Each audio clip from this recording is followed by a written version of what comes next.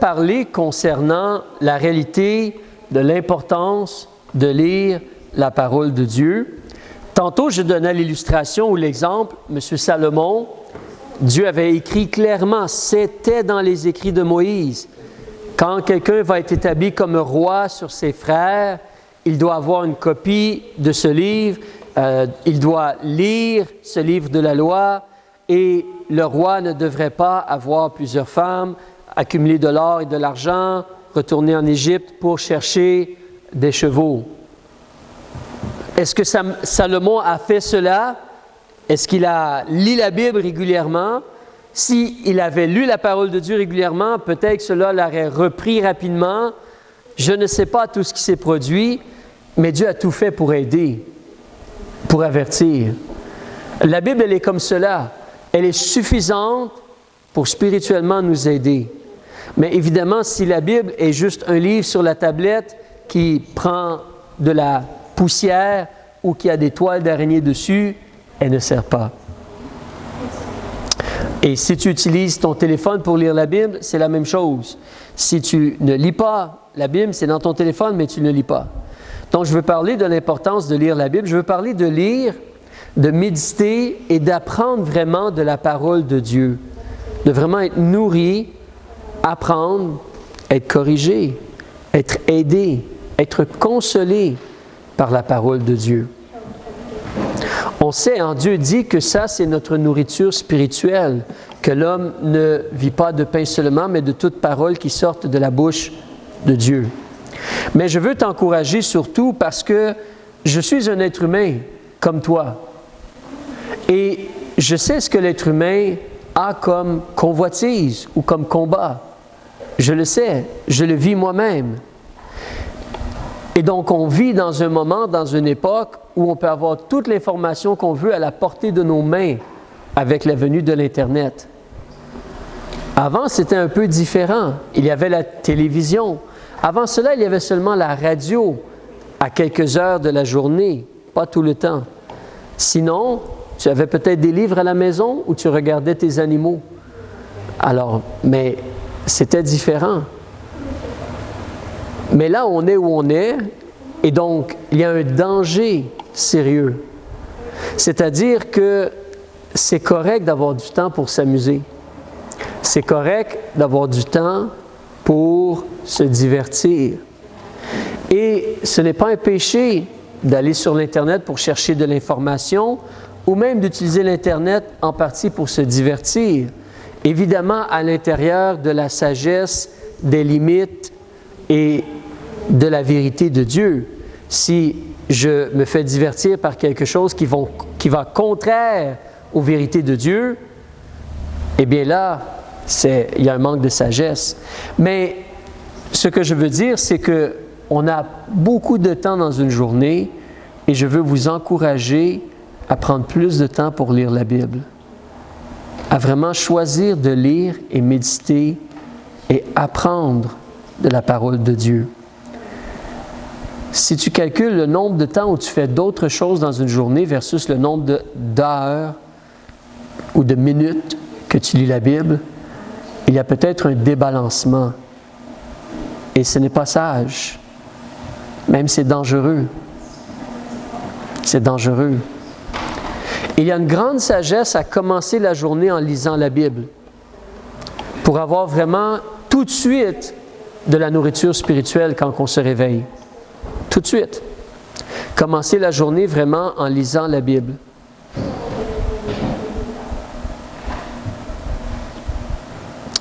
Évidemment, en plus, si on a lu dans la Bible le matin, à travers la journée, on peut méditer.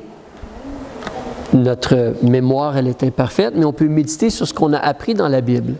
On devrait s'en rappeler, y penser. Évidemment, si tu es dans le trafic et quelque chose t'arrive, tu vas en parler partout. Mais pourquoi pas parler de ce que tu as lu dans la Bible? Pourquoi pas te rappeler ce que tu as lu dans la Bible? La valeur des vérités de Dieu, des paroles de Dieu.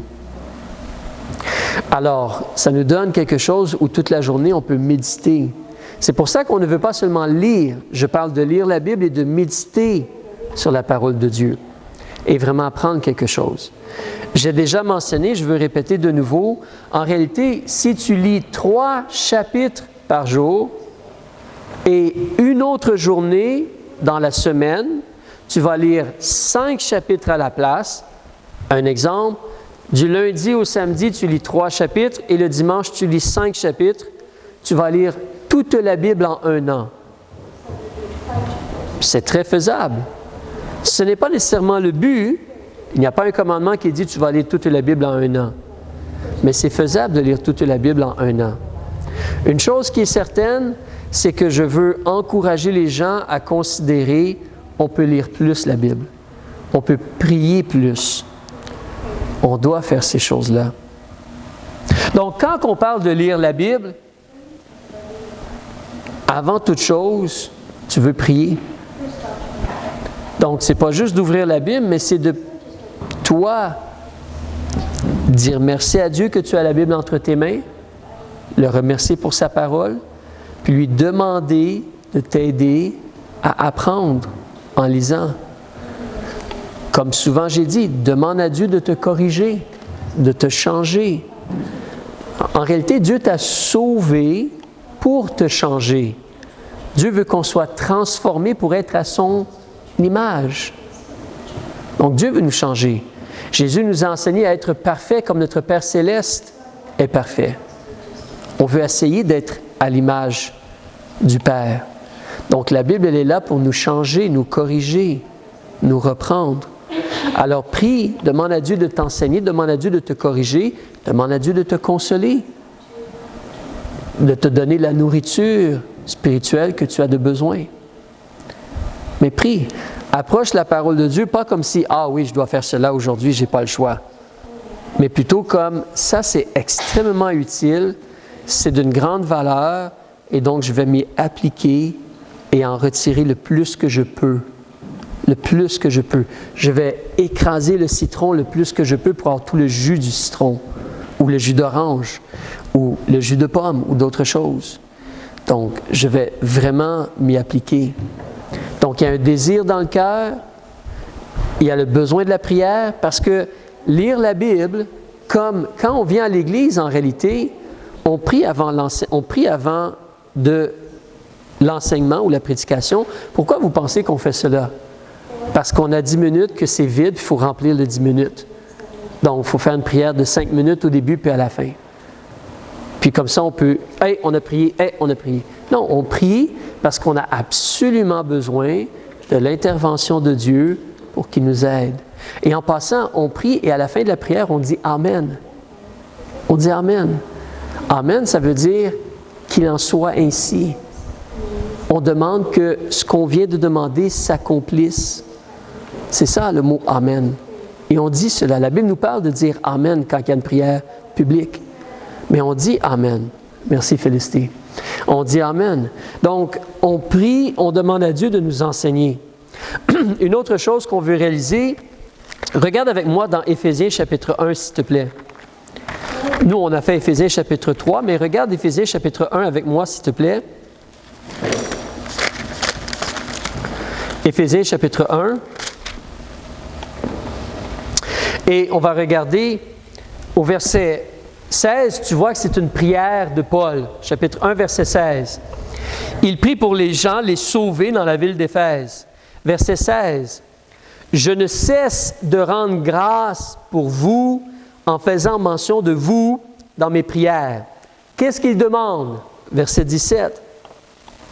Afin que le Dieu de notre Seigneur Jésus-Christ, le Père de gloire, vous donne un esprit de sagesse et de révélation dans sa connaissance. Que Dieu t'aide à connaître sa sagesse, sa révélation.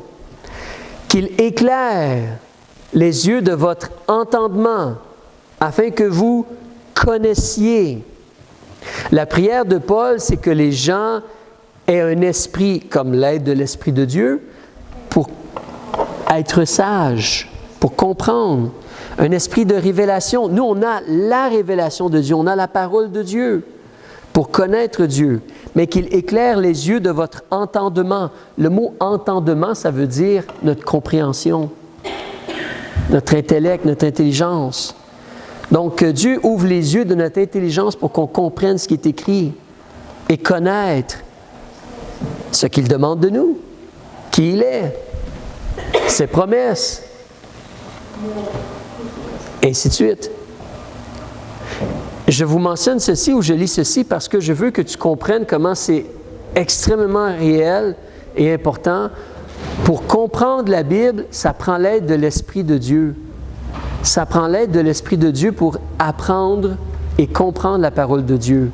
Si tu n'es pas sauvé, tu dois être sauvé premièrement. Si tu es sauvé puis tu as l'Esprit de Dieu, l'Esprit veut t'enseigner. Mais c'est là que si toi tu approches la Bible avec « Ah non, je dois faire cela encore » versus « Seigneur, par ton Esprit, ouvre mes yeux, ouvre mon intelligence pour que j'apprenne des choses qui vont m'aider pour ma vie. » Là, ça va être différent. Mais l'Esprit de Dieu veut t'enseigner. Si vraiment tu aimes Jésus, puis tu devrais aimer Jésus, si vraiment tu aimes Jésus, tu veux apprendre de lui, tu as besoin de l'Esprit de Dieu pour apprendre de Jésus. Donc, tu demandes à Dieu par son Esprit. Tu ne pries pas au Saint-Esprit, tu pries à Dieu. Mais tu pries à Dieu au nom de Jésus, que Dieu t'aide par son Esprit pour comprendre la Bible. Pour comprendre. Ensuite, évidemment, tu veux être appliqué, être attentif et vraiment lire la Bible. Personnellement, j'ai toujours aimé lire. Mais je me rappelle quand j'ai commencé à lire la Bible, j'avais une habitude ou une manie. J'étais sur mon bureau et je lisais la Bible et il y avait à côté de moi soit une efface, un crayon ou quelque chose. Et je prenais la chose, l'efface, et je jouais avec, tout en lisant. Ça prenait quelques secondes que jouer devenait... C'était ce que je faisais. Ah oui, je suis en train de lire, c'est vrai. Puis là, je jouais encore. Ah oui, je suis en train de lire, c'est vrai. Alors, il faut faire attention aux distractions. C'est pour ça que quand tu lis la Bible, tu veux silence autant que possible. Tu veux tranquillité autant que possible. Tu veux t'appliquer et te concentrer. C'est pas juste de dire « j'ai lu le chapitre 1, formidable ». Non, non, tu veux lire, tu veux te concentrer, tu veux t'appliquer. Et oui, tu as besoin d'un bon dictionnaire parce qu'il y a des mots que tu vas lire que tu ne sais pas ce que ça veut dire. Et tu ne fais pas juste passer par-dessus, tu dois aller voir ce que les mots veulent dire pour comprendre ce qui est écrit. Alors, tu veux vraiment prendre ton temps, être appliqué, concentré, lire. Lire la Bible comme si c'était un livre. Vraiment comme si c'était un livre. Il y a des phrases, il y a des mots. Les mots, les phrases ont une signification en français ou en allemand, si tu lis en allemand, ou en anglais. Mais les mots, les phrases, la syntaxe, il y a une signification. Et donc, on lit de façon littérale. C'est vrai que c'est un livre divin, mais c'est écrit pour les humains. C'est écrit, et donc on le lit, un mot, une phrase, un chapitre à la fois, on lit, puis on avance. C'est utile de lire un chapitre, puis de faire une pause. Des fois, d'un chapitre à l'autre, ça continue, mais normalement, tu vas lire un chapitre à la fois et essayer d'apprendre dans ce chapitre-là que tu as lu. En réalité, c'est important de garder en tête le désir, et le désir que moi j'ai présentement ce matin, pourquoi je parle de ceci, le désir, c'est que tu sois nourri, que toi tu sois nourri. Oui, Dieu a donné des pasteurs, et oui, les pasteurs, par l'aide de l'Esprit de Dieu, sont là pour enseigner la Bible. Et oui, tu devrais être aux réunions de l'Église quand il y a une réunion de l'Église, parce que Dieu veut t'enseigner. C'est un fait. Des fois, il y a des vacances, je comprends cela, mais tu veux être à l'Église pour être enseigné. Dieu utilise le pasteur pour t'enseigner. Et toi, tu suis dans la parole de Dieu. Ça, c'est le plan de Dieu. Mais en même temps, Dieu a mis le Saint-Esprit en toi afin de t'enseigner personnellement.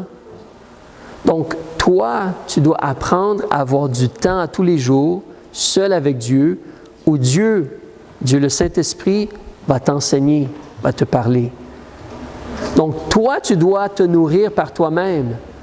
Et Dieu te nourrit aussi par le pasteur. Il fait cela. Mais toi, tu dois te nourrir toi-même aussi.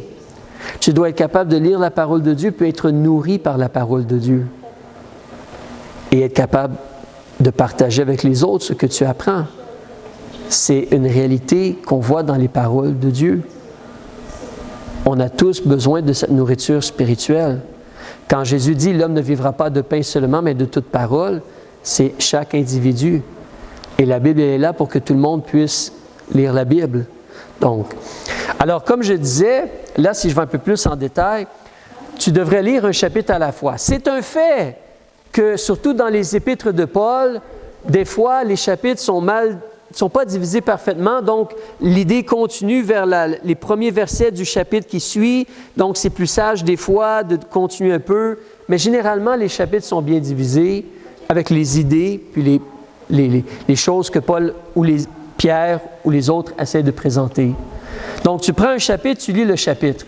Et comme j'ai dit dernièrement, après avoir lu le chapitre, tu veux t'arrêter et te poser des questions et réfléchir. Et je vous ai mentionné dans le passé, puis là aujourd'hui, ce qu'on va faire, c'est qu'on va regarder ensemble un exemple, une illustration de cela.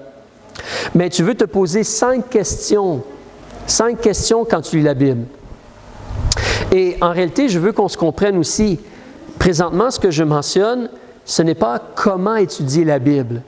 Étudier la Bible, c'est une autre chose. Je parle présentement de lire la Bible, de méditer sur la Bible et d'avoir de la nourriture spirituelle à tous les jours. Je parle de cela.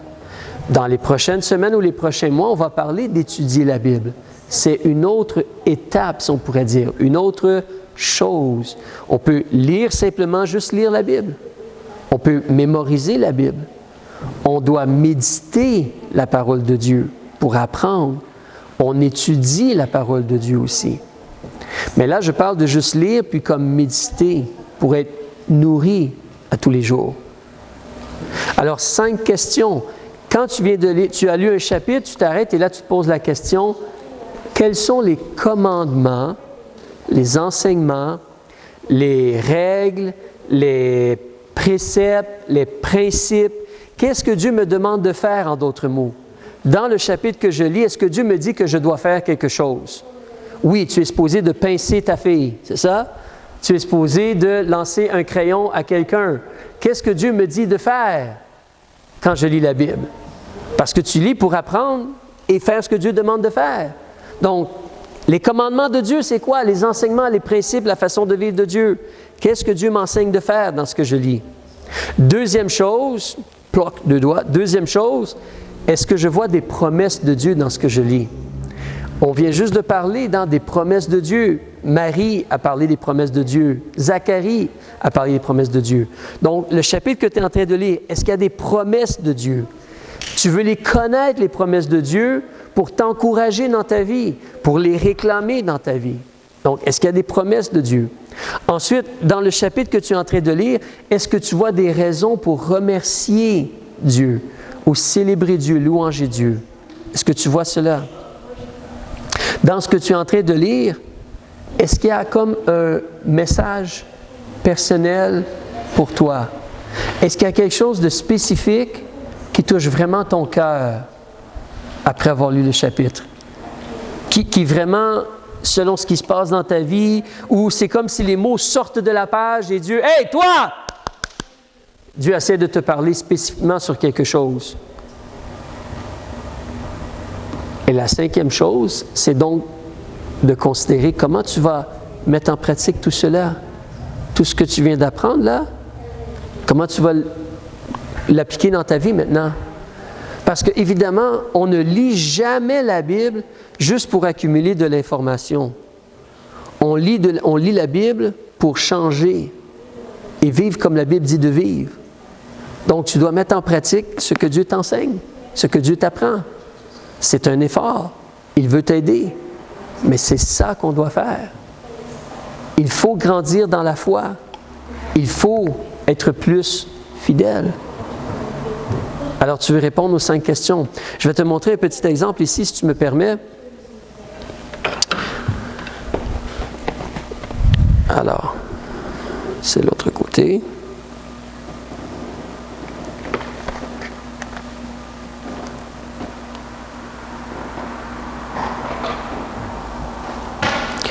Ça ne sera pas long.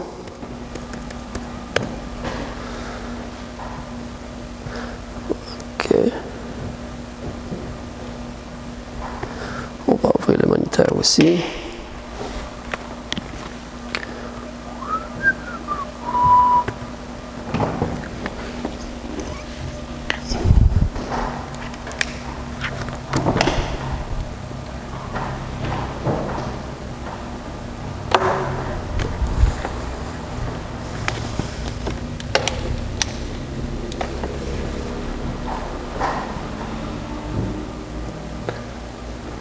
C'est bon.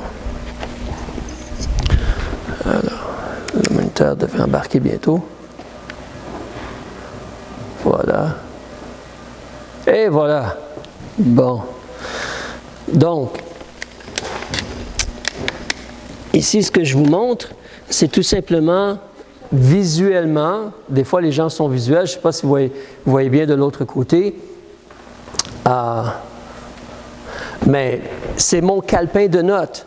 Alors, en réalité, tu peux voir ici, peut-être de loin c'est dur, mais tu vois numéro 1, numéro 2, numéro 3, numéro 4. Et tout ce que j'ai remarqué dans le livre de l'Apocalypse au chapitre 22. Donc, on ne va pas tout faire, mais je veux te montrer quelques exemples. Regarde avec moi dans Apocalypse chapitre 22, s'il te plaît. Apocalypse chapitre 22.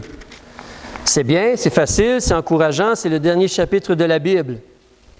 Alors, Apocalypse chapitre 22, c'est là que tu peux utiliser le cahier que tu veux. Moi, j'utilise des cahiers simples en spirale. Des fois, les femmes veulent des cahiers avec des roses dessus. Peut-être les garçons, des joueurs de hockey, je ne sais pas, ou de soccer. Mais l'idée, c'est que tu prends des notes. Si tu lis quelque chose, tu viens de l'apprendre. Si tu écris quelque chose en plus, tu viens de l'apprendre 2 fois. Et répétition. La répétition, c'est important pour bien apprendre. On répète, on répète, on répète. Donc, tu l'as lu, puis là, tu l'écris en plus pour que ça reste plus dans ta pensée. Mais si tu prends l'exemple au chapitre 22, quel commandement est-ce que moi, j'ai vu quand j'ai lu? Il n'y a pas nécessairement de mauvaise réponse, sauf si tu tords la Bible. Là, c'est une mauvaise réponse. Mais techniquement, tu peux voir des choses que quelqu'un d'autre ne voit pas à ce moment-là, peut-être, parce que c'est de la réflexion. Mais si tu regardes avec moi un exemple, au verset 3, là, vous ne pourrez pas lire cela, c'était juste un exemple que je vous donne, vous pouvez arrêter de regarder. Mais si tu regardes au verset 3, le premier commandement que moi j'ai remarqué dans le passage, donc, c'est que l'on doit servir Dieu. Parce que ça dit à la fin du verset 3, qu'est-ce que les serviteurs de Dieu font? Ils le servent. Donc, le commandement, c'est de servir Dieu. C'est simple, c'est large, mais c'est un commandement. Dieu m'appelle à le servir. Si tu descends au verset 7, est-ce que tu peux voir un autre commandement, toi-même avec tes yeux? Au verset 7, quelle est une chose qu'on devrait faire?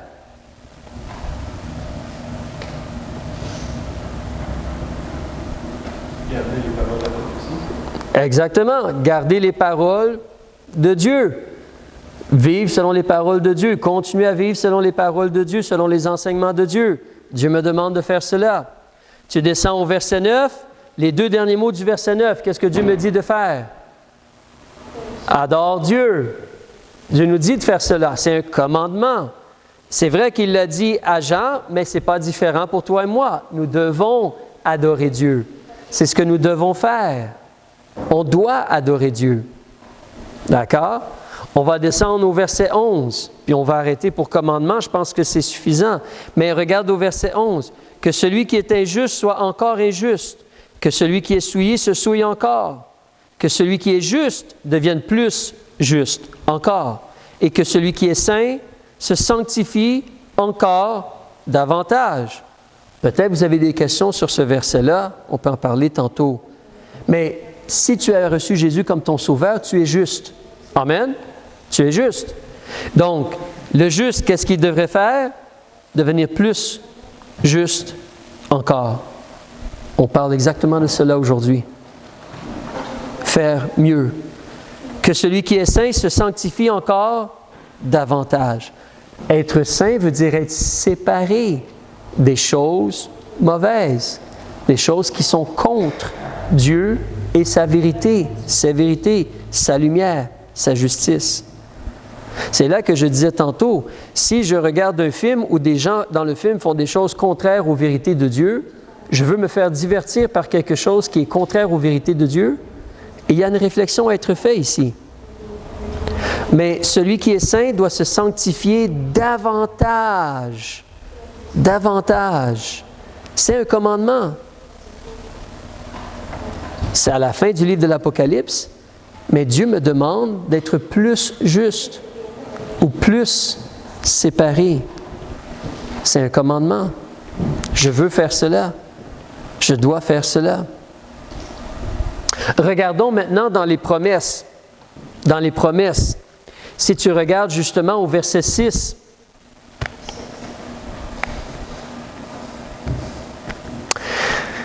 ces paroles sont certaines et véritables, et le Seigneur, le Dieu des saints prophètes, a envoyé son ange pour déclarer à ses serviteurs les choses qui doivent arriver bientôt. Est-ce qu'il y a une promesse de Dieu? Ici, on nous dit clairement que les paroles de Dieu sont certaines et véritables. C'est une promesse. Les paroles de Dieu sont certaines. On peut avoir confiance dans les paroles de Dieu. On peut s'attacher aux paroles et aux promesses de Dieu. C'est certain.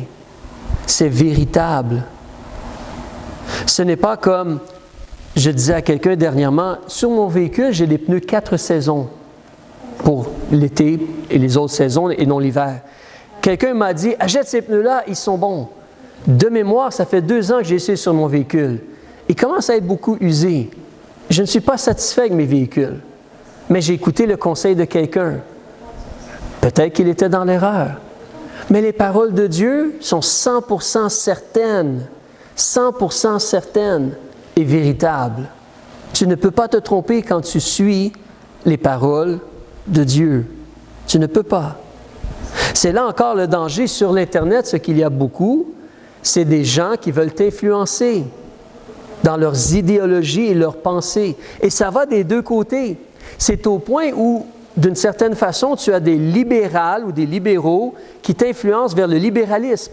Et tu as des extrémistes conservateurs qui veulent t'influencer vers l'extrémiste conservateurisme, si ça se dit. Mais le conservatisme à l'extrême. Et les deux sont mauvais. Je ne veux pas entendre les deux, ni un ni l'autre. Je veux juste être comme je devrais être, selon les vérités de Dieu. Mais l'Internet est dangereux pour cela. C'est dangereux. Parce que tout ce que tu écoutes va t'influencer. Ça va peut-être, j'aime pas ce qu'il dit, mais ça t'influence vers la colère. Est-ce que c'est utile, la colère? On sait ce que ces gens-là pensent de toute façon. Ou peut-être ça va t'influencer à penser de la mauvaise façon puis devenir un extrémiste. C'est pas bon non plus. Donc, fais attention. Fais attention. Mais les paroles de Dieu sont certaines et véritables. Regarde au verset 7, il y a une promesse. On a parlé tantôt de garder, mais si tu regardes au verset 7, le mot qu'on a vu tantôt dans Luc, ça commence par la lettre H. Peux-tu m'aider? Au verset 7. Heureux. Qui est heureux? Ceux qui gardent la parole. Est-ce que c'est une promesse, cela? C'est une promesse. Ça devrait parler à notre cœur. Remarque que ce n'est pas au futur, c'est au présent.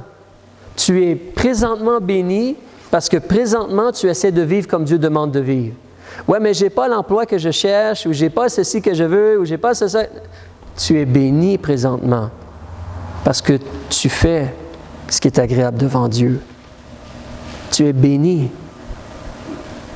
Tu as le pardon de tes péchés, tu as la vie éternelle, tu as Dieu qui s'occupe de toi, tu as accès à sa paix, sa puissance, son aide, sa patience aussi. N'oublie pas, M. Jean, quand il écrit ceci, là, il est sur l'île de Patmos parce qu'il a été déporté, parce qu'il enseignait la parole de Dieu fidèlement. Mais tu es heureux quand tu gardes les paroles de la prophétie de ce livre. C'est une promesse. Au verset 12, il y a une autre merveilleuse promesse. On la connaît, on en parle souvent. Jésus promet qu'il va revenir. Je viens bientôt. Amen. Mais il y a une deuxième promesse en réalité. Jésus dit,